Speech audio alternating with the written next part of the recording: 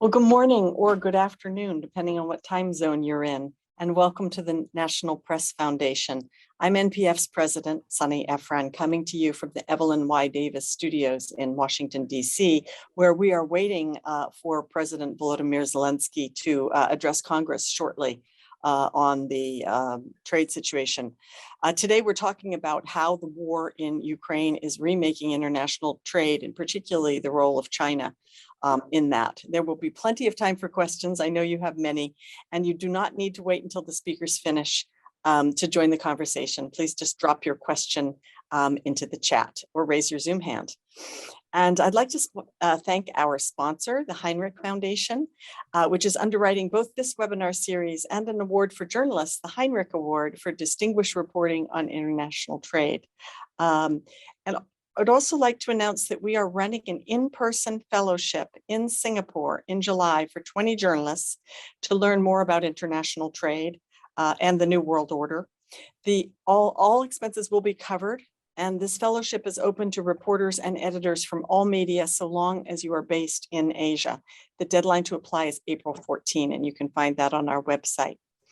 Now, the Wall Street Journal won the Hinrich Award in 2021 for its fabulous coverage of how Beijing has used its power and political leverage to give Chinese companies an advantage in the global marketplace. And 4 of the 6 journalists who worked on those award-winning stories are with us today to share their insights about what's happening. And they will be honored at the National Press Foundation's annual dinner in Washington, D.C. on May 4th. This photo is from 2020, but we will be back in person, minus Bob Woodward, in 2022. Please join us and honor our terrific reporters. I'd like to welcome Valentina Pop, who since winning the award at the Wall Street Journal has moved over to the Financial Times and is based in Brussels. Xiahua, who's with the Journal in Hong Kong, Dan Michaels, who's the Journal's Brussels bureau chief, and Matt Dalton, who is based in Paris, joining us from France this morning. So thank you so much. Now, to kick off our discussion, let's start with a point that Valentina made earlier, which is that some countries have tried hard to separate their foreign policy from their trade policy. China and Germany come to mind. So here's a map from our friends at Axios that shows which countries voted for the UN Security Council resolution condemning the Russian invasion of Ukraine. And so, Valentina, is this the new map of the world order when it also comes to global trade? And can you talk about how this is playing out in Brussels? Hi, thank you. Thank you, Sonny. Thank you for the kind introduction and welcome to everyone. Indeed, I have since moved on to the Financial Times, but I'm still covering European affairs and politics, and with the current war, that's also including obviously all the trade elements and sanctions that Western countries have taken at unprecedented speed and unity. I've been a long time Brussels hack here, and there's been several crises, and I've never witnessed anything like this one in terms of how Europe's legendary slowness and reluctance to act was basically cast aside, and the response to the war has been quite unique. In terms of realignment and how countries outside Europe are positioning themselves vis-a-vis Russia and the war, I think it's obvious that if you look at the map, you will see. Well, first of all, Belarus clearly voted with Russia because there are questions even if Belarus is still a state at the moment, given its participation in the war. And as for the ones who abstained, it's interesting, and I think particularly what comes to mind is when the stress that is now put on China and the pressure that is put now on China not to side with Russia and supply arms or any other support for the war.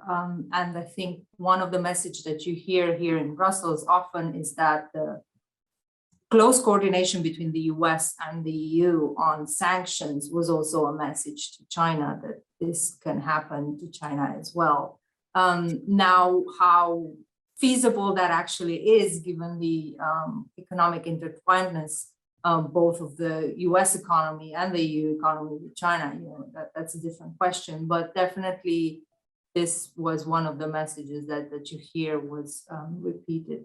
I think I'll stop here unless you want me to go a bit into the realignment within the EU, but that's perhaps a more niche topic that we can come back to later in the discussion.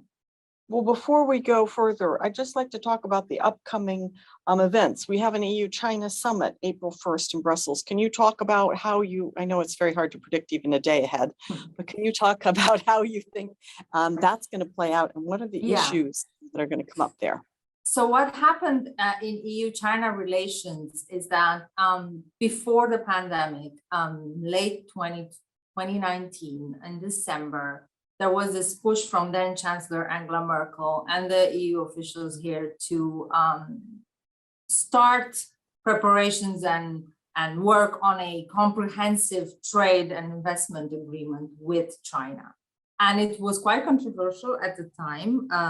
Many countries in the EU thought that was a very bad idea, but they went ahead with this proposal. Only a few months later, however, it all collapsed, mainly because China imposed sanctions on a few parliamentarians from the EU who were quite critical of Beijing and Xinjiang province, alleged human rights abuses and so on and so forth. So the relations have kind of stalled, and from an official point of view, there were contacts bilaterally, but between the EU and China, nothing has happened. There was supposedly an EU-China summit that was canceled because of the pandemic, but also because of. So in a way, right now, on April 1st, they will want to try and repair a bit of that relationship, and officials here don't expect the CAI, the comprehensive agreement on investment, to be resurrected necessarily, but at least, talks between President Xi Jinping and EU leaders here, it will be just the Commission and the European Council leaders, so not national leaders.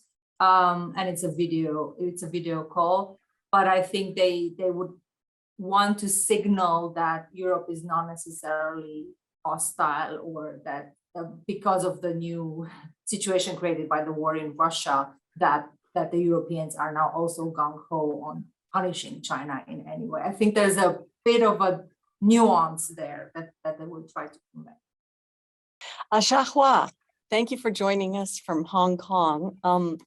I want to turn to first, wanted to mention that Xia wrote a fantastic story in part about and focused a lot about standards and how China is manipulating the standards bodies in order to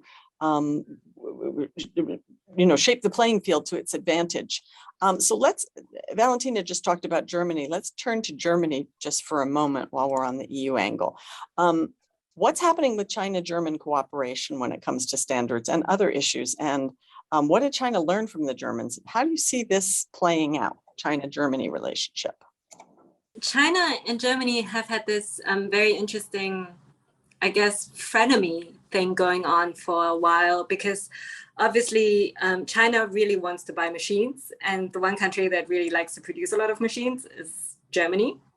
And China looks at Germany as an industrial nation and says, actually, we prefer what they have. So they've been learning a lot from Germany. And in fact, when it comes to standards, one thing that I've heard a lot during our research was that actually the way China has been playing in the standards body is actually something that the Germans have been doing, like German companies did within Germany, and then German companies also did within the standards bodies in the past, to really send their people out there and to set the standards. Because if you're building the machines, you also want to make sure that you're dictating the terms of the game, right?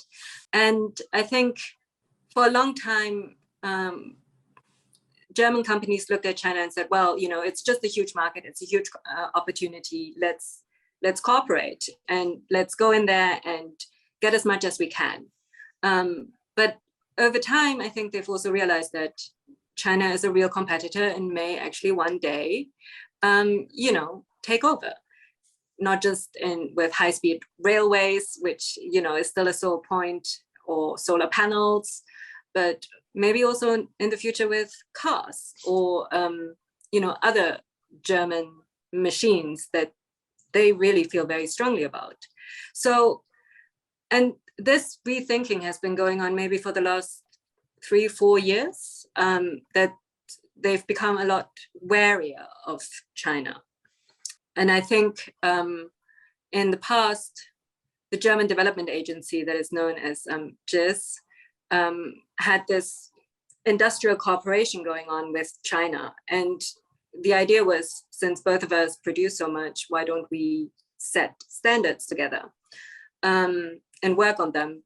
Now I think the idea is maybe we should be a little bit more careful where we actually cooperate, because we might be nurturing, the future competitor there. So, and the German embassy, according to German media reporting recently, has sent a report to Berlin to basically say, well, maybe we should rethink some of the cooperation that is going on, and delineate more clearly where we want to continue to cooperate and where we actually see real competition, and where we need to be a little bit more protective of what we have.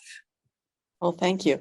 So turning to you, Dan, what are you seeing from Brussels? And big question, President Zelensky is going to be talking in 45 minutes to the US Congress, and is going to, has just tweeted that he wants all trade cut off point blank with Russia.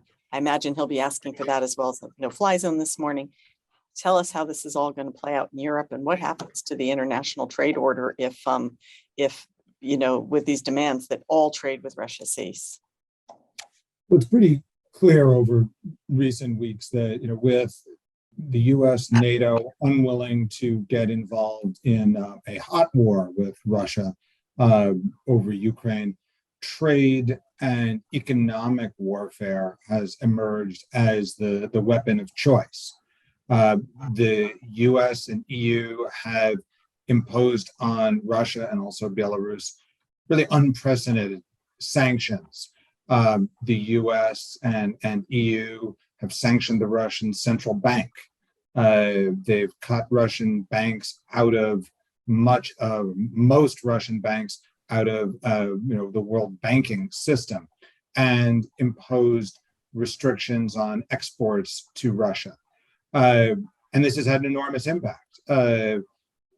Hasn't stopped the war, but it has apparently, all indications are, it's kind of crippled the Russian economy. Even companies that aren't directly sanctioned have been hit. For example, Lada, the Russian car producer, had to shut down. All indications are because they couldn't get parts, financing of trade. I've spoken to people who are doing business in Russia who say that nobody's buying heavy equipment because nobody knows the value of a ruble. So economic and financial warfare are very effective. They've never been as effective in producing immediate results as high explosives or things like that. But Russia's economy will face huge, really profound impact from this for a long time. I mean, Ukraine is going to be rebuilding buildings, suffering huge, physical, emotional, personal damage. Russia's economy is also, just on many levels decimated, and this is really unprecedented. And I think coming back to the issue of China, part of the messaging here from the EU and the US was to China, sort of look out, this is what we can do. China's a bigger economy than Russia's, so blowback on the West would be bigger. But the West does have enormous leverage using financial and economic and trade tools, and specifically on the issue of trade, one of the tools that the US employed here was the same trade rule that they used, US used against Huawei, uh, which allows the US to restrict not just direct US exports of products, but potentially any product that uses US components, blueprints, software, IP, produced anywhere. So if, for example, a German company is producing something that has a US microchip or some kind of US technology, the US can say, you may not export this. And the US has a track record of enforcing its sanctions in third countries. And this has had a big impact on Huawei over the past year plus, couple of years. And this is a big part of how the US is not just using financial sanctions, but using its sanctioning power on physical products and things that go into physical products. And that's another reason that the US is able to really hit the Russian economy. So just back to the sanctions issue for one moment. China's position is don't sanction us. But at the same time, there are these reports still unconfirmed from last I heard, perhaps you have more recent information that China is denying that Russia asked for arms. So if China's plan is to be very ambiguous and say, we're not really supporting Russia, but we're not condemning Russia, and we just want to continue to trade. So, leave our trade policy and our foreign policy apart. Can China, do you think, get away with that as long as it doesn't ship a bunch of weapons to Russia? Can they isolate themselves? Can they make that division? Well, probably to a large degree. I think given how interlocked the Western economies are with China, there's going to be a strong hesitancy to really unloading on China the way the West has on Russia. China arguably also has greater leverage. We had reports that we had a story that Saudi Arabia is considering selling oil to China in Yuan rather than in dollars. China, has the world's second largest economy after the US. The Russian economy is, I think, the world's 17th largest, about the size of Spain's. So while Russian fuel is important to some major countries like Germany, the global impact, reach, connections of the Russian economy are much smaller than the Chinese economy. So China comes at this from a stronger position. But China, has geopolitical its agenda and a certain logic to helping Russia to an extent. Arguably, China's political incentive for helping Russia is much less than its economic incentive. Its economic ties to the West are much greater than its economic ties to Russia. So can China afford to go with the West against Russia? I mean, it can afford it financially, but it's very dependent for the natural resources and all that fuel its factories. Is there any way that, assuming the Beijing leadership wanted to do that, could China do that and benefit economically? Probably be hard, but it's also very unlikely that China would go completely with one side or the other. China, just based on what we've seen so far, they've remained publicly largely non-committal, and it certainly does seem that China is at least overtly, in its overt statements and actions, trying to avoid taking a side as much as possible. So we have an interesting question coming in. By the way, we have folks from all over the world, really interesting set of folks on this call. So welcome to all of you. We have a question from Pakistan. Matt, I'm going to turn this question over to you, and then maybe we can turn to you for some more remarks. But Hamad Safraz in Pakistan in Karachi asks, several countries, including India, are willing to conduct business with Russia in rupees. How does that impact the global financial order? Are we witnessing the beginning of a multipolar financial order? These kinds of stories have been popping up for a while now. That economies around the world are looking to stop trading in dollars as a way to kind of reduce the American influence in the global economy. America's privilege of being able to trade in its own currency. And it seems, I guess I'm skeptical. For example, China, the yuan is, China closely restricts its capital account, meaning it restricts how other countries can use the yuan. And it's, for a number of years now, it's been making noises about trying to liberalize or about liberalizing that. But it remains to be seen whether really China will be willing to tolerate the kind of broad circulation of the yuan that would be consistent with it being really a global currency.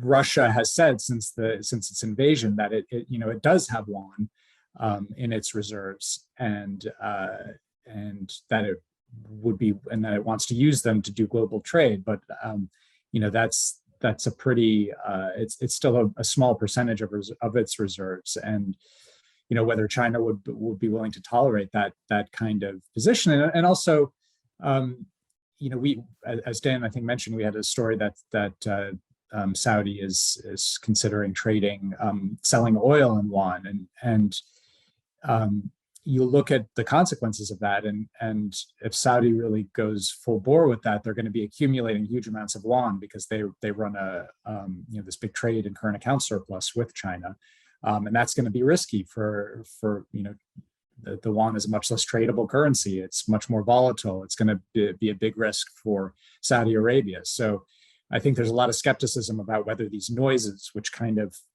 bubble up, and which I think a lot of countries would ideally like to be able to do. We haven't seen really a genuine movement or a plausible scenario in which the supremacy of the dollar, and to a lesser extent the euro, is challenged. So let's go with Dan's scenario that China continues to be try to sit the fence and not take a side, but does want to trade with Russia. Physically, how's this trade going to happen? So the ruble's worthless. They have some yuan. They're locked out of the Western banking system. So are they going to resort to the barter system, oil for weapons or oil for manufactured goods? How is this physically going to work? This is a new era for international trade. Or maybe it's back to the Yeah, that's one way it could happen. Trading Russian commodities, Russian wheat, Russian natural gas, oil for weapons, or I think China would be not willing to go down that road, because that would be a significant provocation to the U.S. In particular, and I think that would really put them in the sanctions crosshairs of the Biden administration. But I think perhaps more plausible is continuing trade in machine tools, different types of machines that Russia needs to continue producing weapons, to maintain its military, to have its economy function. I mean, Russia has been a big importer of those from Germany, and so if that trade, I suspect, is really going to shrivel, so it could really use an alternative supplier of those kinds of machines, and China could be that going forward. So yeah, there could be some kind of barter system. Also, it could rely, China and Russia could rely on some kind of third entity, third party bank that would be willing to process those trades, maybe even in dollars or euros if the sanctions could somehow permit it. But again, any bank that ventures into that territory is kind of putting a target on itself for U.S. sanctions, and European sanctions. So you might have a hard time finding a financial institution that would be willing to do that. are you going to create new financial strengths in countries that are already sanctioned, like Iran? Does Iran become now a banking center for these kinds of, or any other country that's already subjected to, I don't think North Korea is plausible, but are people talking, I've heard sort of speculation about this. What are you hearing on this? I don't know about Iran because Iran is, well, yeah, it's just, it faces so many sanctions barriers on its economy, but also Russia has emerged as an obstacle to a new Iran nuclear agreement. So Russia could be making an enemy of Iran in the current circumstances. Yeah, for others, I think the same problem is going to hold because everybody is transacting in dollars. So you venture into that kind of territory at your peril. Do you see a rise in the use of Bitcoin or other cryptocurrencies in order to evade US sanctions and also to allow this kind of trade to go on between Russia and its partners, whether it's China or other partners? I think people are going to try. There are some people who are going to try to do it. And, there have been stories about how some wealthy Russian people keep, significant chunk, maybe some of their wealth in Bitcoin. But I think also what you've seen in recent days is a lot of withdrawal requests from Bitcoin exchanges, huge sums. And so that sort of highlights the problem with Bitcoin is its relative lack of liquidity, volatility. Yeah, I don't think it can possibly serve as a replacement, on the kind of larger scale that Russia would need, to really conduct trade. Let's turn this back to China for a moment. And can we talk about what happens to Chinese companies? You wrote a lot about state-owned enterprises or state-controlled enterprises. These companies have to, they have to mind their P's and Q's with the Chinese Communist Party, but they have some power and they have influence. And they're also going to probably be trying to continue to do business. What do you see happening in this space? What are the Chinese companies? How are they going to play this? I think, even before the invasion, you saw a significant, I guess, decoupling might be the right word, between Chinese companies and Europe and the US. There was a period in the early part of, let's say, starting 10 years ago and going on for 5 years, where there are really a huge number of Chinese acquisitions a relatively large number of Chinese acquisitions in the US and Europe. And after the West and both the EU and the US started raising a lot of questions about the impact of these acquisitions, whether they were taking over too much control of sensitive sectors, whether they were sucking out industrial know-how and technology to be used back in China in a bid to ultimately challenge the West. So, the CFIUS controls were strengthened. There's a lot more scrutiny by the CFIUS committee in the US of Chinese acquisitions. And there's, also, and Europe itself has gotten much tougher about this. The EU now has a mechanism to review all acquisitions for these kinds of concerns, and the national governments in the EU have become more aggressive in blocking them. So I think there's a lot of the Chinese state-owned companies face a lot more barriers getting into the West now, and with China's sort of ambiguous stance on Russia in the current invasion, I think that's only going to become more pronounced. I think it's going to be very difficult for a big Chinese controlled company, a state-controlled company, to make a big acquisition in the US or the West. I think that it's going to be basically impossible. The only way they can do it is if they take a lot of measures to try and hide their involvement in the transaction. We have seen some examples of that happening. But the days, and then the other dynamic behind this is that Xi has been exerting more control, more Chinese Communist Party control over Chinese companies in recent years, and so the West is viewing that, with more suspicion. The idea that state-owned companies, yes, okay, previously they were state-owned, but they had some kind of independence, financial independence, independent management. Now they've become much more integrated into the Chinese Communist Party structure. And so that's a concern for the West, and that's only going to be a bigger concern given what's happening with Ukraine. I want to shamelessly plug my newsletter because on this topic of crypto and avoiding sanctions against Russian oligarchs and companies, we just had this morning in the newsletter a study that several 100,000 cryptocurrency wallets are actually linked to people sanctioned by the EU and the US.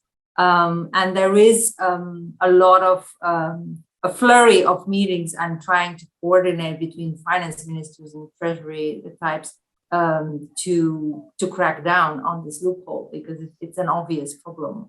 So yeah, I just wanted Europe Express is a newsletter that I edit for the Financial Times. So we do this every day, and today we had something on that topic. Just a question about the acquisition issue that Matt raised. He mentioned CFIUS, the Committee on Foreign Investment in the U.S., and which is became much tougher under the Trump administration and shutting down. Can you talk a little bit about the European process and what's likely to happen for Chinese companies that might want to buy in Europe? Well, so there's now an EU-wide review mechanism. So it's a notification procedure, and it's I don't believe they have the same powers of CFIUS to really block, but various EU national governments like Germany and France, Italy, they have their own national powers to block acquisitions, and they've been using them more often in recent years. A lot of that was came as the result of pressure from the Trump administration, who were they were quite concerned about Europe giving away sensitive industrial or allowing the sale of sensitive industrial technology to China from European companies because they're quite closely linked to the U.S. as well. There's also a law that's legislation that's now being debated, which would restrict the purchase of European companies by companies from a foreign country that receive significant subsidies from their government. That means China, basically. This is legislation that's targeting China. So there's been a lot of acquisitions by state-owned companies in Europe in recent years, including Syngenta, Pirelli. There's the company that I wrote about, which is much smaller, which is Valdoune, the French maker of train wheels. Those companies were purchased by Chinese state-owned companies that get big subsidies from the Chinese state. It's a big question about whether they're operating according to the normal economic logic of a U.S. or European corporation. And so under this legislation, they would face significant barriers from operating and purchasing companies in Europe. Now, that legislation is under debate, and actually the U.S. has also expressed some concern about the legislation. It's not just China that's kind of worried about it, and so it's unclear at this point, what the fate of that legislation is. I expect some form of it will pass, but whether it becomes significantly watered down in the face of these, concerns that are being voiced by the U.S., the Europe's main ally, remain to be seen. Okay. Sha, can I turn this back to you on the China angle and how China is seeing this? So China's really in a pickle here with being squeezed on the one hand by the existing and increasing restrictions on its companies, what they can buy, where they can trade, without running afoul of the Biden administration. What are Chinese participants saying about this, Chinese companies, and where do you see this going? A while ago, China started to promote something called dual circulation, which in party speak means that on the one hand, you will still try to trade with the outside world, but at the same time, you will also try to actually strengthen your domestic consumption and your domestic economy and become quite self-reliant. And I first went to China in 2017 with a German newspaper, Handelsblatt, and that was at the height of China's enthusiasm for going to Europe and buying just about anything that they could find. You almost felt like they were just kids in a candy store that were just grabbing everything. And in fact, Chinese regulators then stepped in and said, well, could you please like not go on a rampage and buy all these random things like, I don't know, football clubs and hotels and so on and so forth. But then obviously with the Trump administration and the securitization of trade and that area, China itself has also become much more cognizant of a changing international atmosphere. And you can really see that in the way people are thinking about trade and thinking about relying much more on themselves and building a more resilient supply chain and developing their own indigenous technology. So yeah, that's how China is reacting at the moment. Well, let me stop for a second. If there's questions out there, you can raise your Zoom hand or you can drop a question in the chat, and please feel free to do so. So let me turn to decoupling again, and this question of decoupling and reshoring. So you have the decoupling phenomenon, and then you have diplomatically the US and Europe, aligned closer than they have been in decades. So Dan, can you talk about how you see this playing out both in the political sense, where you've got sort of US and Europe coming together and then China decoupling, but then the US decoupling economically from pretty much everybody, partly because of the pandemic and partly because everyone else. How do we put these pieces together? Yeah, they do fit together, sometimes not in evident ways. A lot of this started under the Trump administration when President Trump took an approach of more sort of America first, and other countries came to realize the role of the US, their reliance on the US. Europe really, there was some self-examination in Europe, didn't lead anywhere immediately, a lot of discussion, but a new assessment of what Europe needed to do on its own with others, with the US. And then, of course, the pandemic reinforced all that, the realization that countries were so dependent on other countries that then hoarded things or didn't want to release them. So especially when the Biden administration came in and relations between the US and EU improved again, there was a big push to try and make something of that. And that the fact that the US and EU are probably more like-minded on many things they're more in common than there are areas of difference, and those commonalities are greater than with pretty much anywhere else in the world. That the US and EU are more similar than either is to China, to Russia, a lot of other countries. So there have been over the past year plus now big efforts to capitalize on this, to make something of it. One is the Trade and Technology Council, which was an idea that emerged in the late days of the Trump administration, but really took off under President Biden. At a summit last June here in Brussels, it was sort of agreed they would do this. Then they held the first meeting in Pittsburgh in September. They're going to hold another meeting in France in May.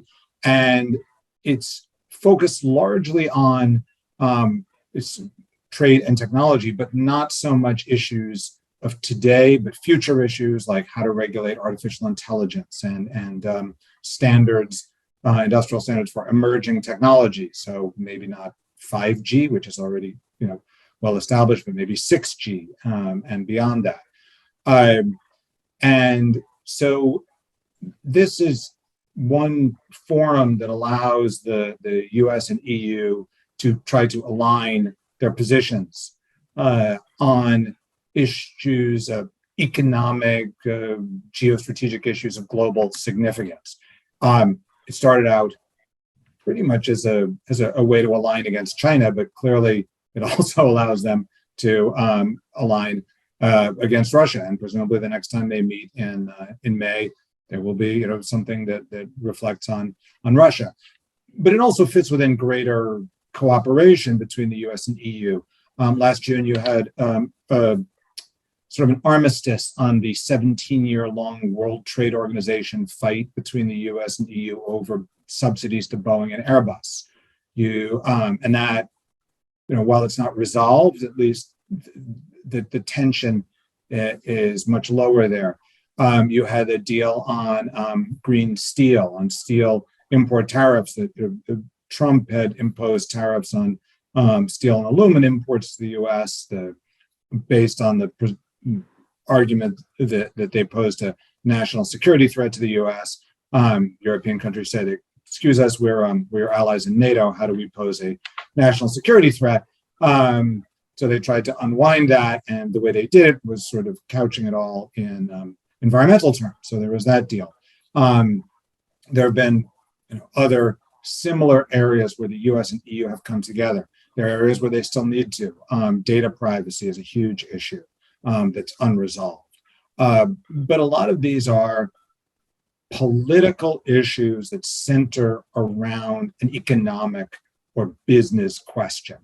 And that really is an area where you're seeing growing alignment, sort of a meeting of minds between the EU and the US, not without tension, but it's an area where, the power of the US and the EU, the world's two biggest economies, they really seek to leverage that.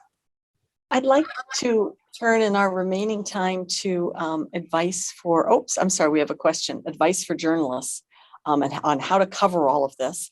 I promised each of you that I wouldn't ask you to reveal any scoops or secrets, but that maybe you could talk about some of the things that that you do that have made you so excellent. But first we have a question coming in from Natalie Rochester. Please share views on the implication of decoupling and securitization of trade for the WTO multilateral trading system. To me, these trends risk a rollback of trade value chain integration and the made in the world fragmented production, which benefits less advanced economies. Valentina, do you want to have a go at that one? This, WTO, what's going to happen in the WTO, and does the WTO system kind of become an EU-US system now? I'm happy to pass on because I'm not so steeped in the WTO intricacies. To be honest, I know there used to be an issue during the Trump administration, but I must admit I haven't followed what has happened since. So I think it's not an issue anymore. Matt, do you? Well, the Trump administration shut down the dispute settlement process, basically, which is kind of like the WTO's, which is the most substantive thing that the WTO does, which is to resolve trade disputes. It's kind of like the World Trade Court, and they shut that down. They said that that the WTO wasn't being fair to the U.S., and I believe Biden has restored that process. I believe that's the case. But the broader question of whether all this is rolling back made in the world is, I think, is yes. And it wasn't the Ukraine crisis. It predates the pandemic, but the pandemic has kind of accelerated this idea that countries need to have their own production base, particularly for vital goods like medical supplies, ventilators, surgical masks, that kind of stuff. They can't rely on far-flung supply chains that originate in countries that don't share your political values, your economic values, i.e. China, and that there has to be a lot of reshoring of this capacity. This kind of rhetoric, it sounds good, and the question is whether it's going to actually happen. I mean, there have been powerful economic forces that were causing it to happen. And China as a global manufacturing center is incredibly appealing and sort of indispensable now for so many companies. So it remains a big question whether all of these political developments and the rhetoric and the vows of independence by politicians are going to effectively counter that, the economic reality. But you've seen some of it. I think you've seen companies reshoring, particularly as labor costs in China rise. It's not that much cheaper to produce in China, from a labor perspective than it has been in the past compared to the West. So that advantage is just disappearing. That's, often to the benefit of other countries in Asia, like Southeast Asia, that are even cheaper than China. So whether that really involves a reshoring remains to be seen. Can I jump in with an observation that I've had for the last 5 years or 6 years, actually? And I've been thinking about this, and I've been talking to people about this as well, which I think is quite salient. As I said, when I first started covering China, there was still a lot of enthusiasm for the West companies and engagement with the West and trade with the West. But the trade war and things like Huawei have also soured a lot of Chinese people on these issues, and they feel that there's a lot of hypocrisy. That's something that I've been hearing a lot. The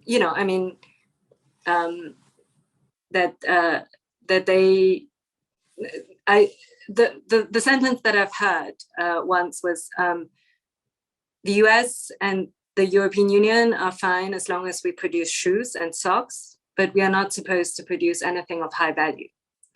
And people in China feel that they have the right to do that, to produce higher value things and to profit of them as well. And they feel that the West is unfairly containing them as opposed to actually competing, which actually goes back to, I guess, the topic that first got us here, right? To what extent the competition has ever been fair with China getting state subsidies, whereas China would most probably say, well, but you have so many historical advantages and you've basically built a system that has been geared towards you and that has been to your advantage. So we've now learned the rules of the games and now we're trying to play them as well as we can.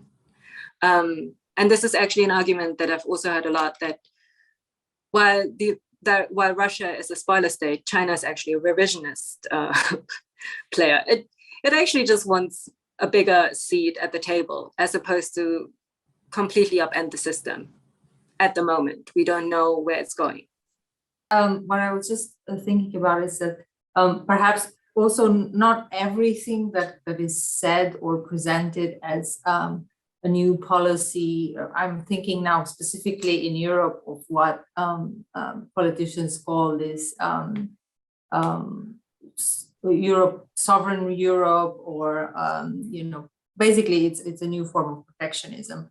But and it did indeed generate in the pandemic. But I'm also seeing signs that because of the war, actually this tendency to become autonomous and produce everything here is actually not working at all. So there's a lot of pushback as well from other countries within Europe that feel that, well, open trade is the only way for Europe to survive, because it just cannot replace all the supply chains. And just yesterday there was news that Volkswagen was saying that it might have to relocate some of its production from Europe because of the war to Latin America or Africa or somewhere else. So I'm also a bit cautious of all the grand statements, particularly from Paris and so on, open strategic autonomy or whatever it's called, if this will actually ever see the light of day. Okay, well, we won't declare globalization dead. We'll just declare globalization disrupted. Having a malaise at the moment. Malaise. Well, let me turn to journalists, first aid for journalists who have to cover both the war and this incredible remaking of the economic system. What advice do you have? And also, what are you reading on a daily basis? And what advice do you have for journalists, practical advice on how they can cover these stories better? Let me start with you, Valentino. What have you learned from writing these stories that you can share with others?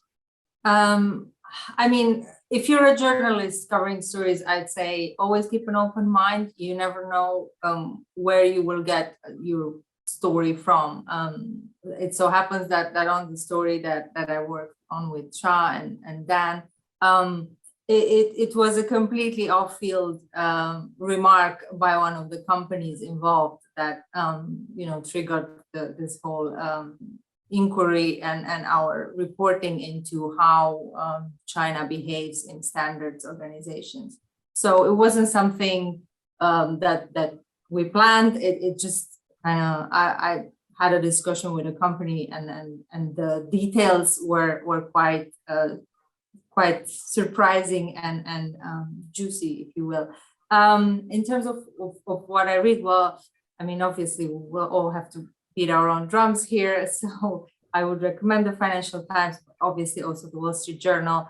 I think it's done stellar reporting since the war began, but obviously even before. I'd say that there's various platforms and ways to get to really interesting trends and stories and scoops. So don't necessarily only use the print or the online edition, but there's also podcasts and newsletters and trade specific products as well that maybe some of our listeners will find useful. I think I think we can also provide links and all that kind of stuff if this is needed. So I'll stop here. Thanks. So Matt, turning to you, the state-owned enterprises or state-controlled enterprises are not known for being super transparent. So how are you getting information on them, and what are your go-to what are your go-to website sources, and what advice do you have? So yeah, there's a tendency by journalists in the West to view these state-owned companies as a black box, and they are pretty. They can be pretty opaque, but there's a lot of information. A lot of them have shares of some kind traded on the Shanghai Stock Exchange and in Hong Kong also. And so they put a lot of information into securities filings. And sometimes those filings are even in English and in Chinese. And if they're just in Chinese, Google Translate works pretty well. Or you can enlist some of your Chinese colleagues to help you. And so, yeah, it's a way to be able to get information from these kinds of companies where very often they simply do not respond to requests for comment or requests for interviews from Western journalists, and maybe not even from Chinese journalists. They're not transparent at all, but they do disclose this kind of information in securities filings, which can be quite useful. The other thing that I rely quite a lot on when I do reporting is just trade data. Eurostat, which is the EU's main statistics agency, the Department of the International Trade Administration in the US, they are huge warehouses of trade information, and those statistics, tell all kinds of interesting stories. Looking at the change in trade flows over years, it's just a number in front of you, but often there's a very interesting story behind those changes. So that's something that, I whenever I'm reporting on trade, I always like to know what the exports, what the imports are. That information is very granular down to the, very specific types of goods. When a company doesn't want to respond to what they're selling to a particular country, often, the trade data can give you like a very good window into what's happening. And then, finally, of course, reading the Financial Times, Wall Street Journal, New York Times. Politico does, I think, a good job covering the EU. I mean, they write a lot, so they're pretty exhaustive. And then you got to be on Twitter. You like, especially with this war, Twitter and Telegram. So much information is coming out over these platforms in real time. Sometimes when you read about something in our papers, it's been on Twitter or Telegram for 2 hours already. So you have to know what's going on there. Okay, Dan, advice from your end? Yeah, I endorse, what my friends have said. I'd say also consultants, go to people who are selling information and see if they'll talk to you. I mean, I think we are, fortunate. The Wall Street Journal, the Financial Times are big names, people willing to talk, but there are probably a lot of, people out there who would still like to get their name out there and take advantage of the work and the research that other people have done that they might want to promote. They might not want to give away their latest analysis, but they might want to tease at it, mention it, and they can be a voice of authority. It is, I will say, important to understand what somebody's agenda is, whether they're working for someone in an industry, but they can at least offer some direction. And again, there are a lot of people out there who are doing hard work and would like some exposure for it. And if you're in a position to give them some exposure, it can be a symbiotic relationship, a two-way street. They give you information, you give them exposure, and it can save a journalist a lot of work. But just with a big buyer beware on it. Just make sure you understand the agenda, the objective of whoever is supplying information. Okay. Shah, you've been working one of the toughest beats in terms of sourcing and have done that very well. What advice do you have for journalists who are covering this very, very complicated new world? I can only endorse everything else that my colleagues have said. I mean, obviously, I personally prefer to read a lot of Chinese news. There's also, I mean, China's press obviously has a lot of issues in terms of censorship, but there's actually also a lot of very excellent economic and financial reporting going on.